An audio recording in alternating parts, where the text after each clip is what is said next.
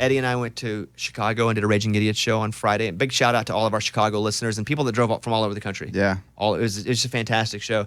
And then we come back home. We get home late Friday night. And then when does your son go? Does he go to a birthday party? Saturday morning. Okay, so Eddie's, and how old is he? He's 11.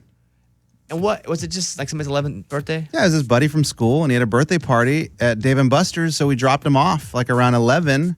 And then we went around the mall, kind of hung out, and then we were like, oh, it's time to go pick him up. And then on our way to go pick him up, we get a call from the birthday boy's parents. And they're like, we can't find your son anywhere. I'm so sorry. We've looked for 30 minutes, and we just can't find him. Amy's jaw dropped. What? Yeah. They're like, we looked all over this arcade. We looked around the mall. We looked everywhere, and we can't find him. So, I mean, my wife and I, we just start freaking out. Like, we're like, okay, we're on our way. We'll be there in like 5 minutes. We're coming.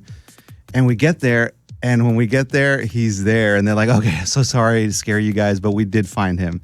And we're like, gosh, for a second there, really, for those 5 minutes, we thought our kid was gone.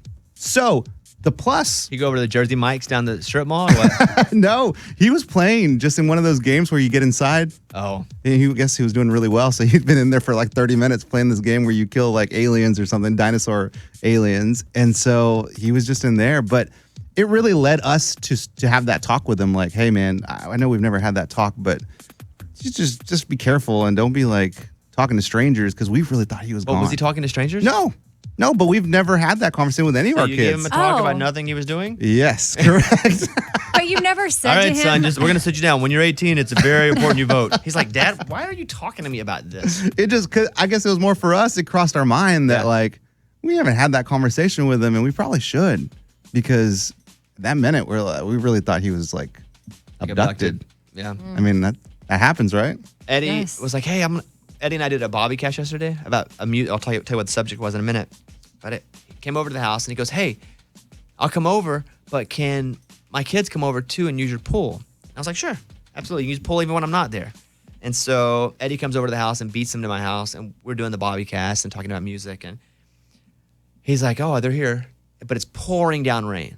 And so they just sat in the car till the rain passed. The rain never passed.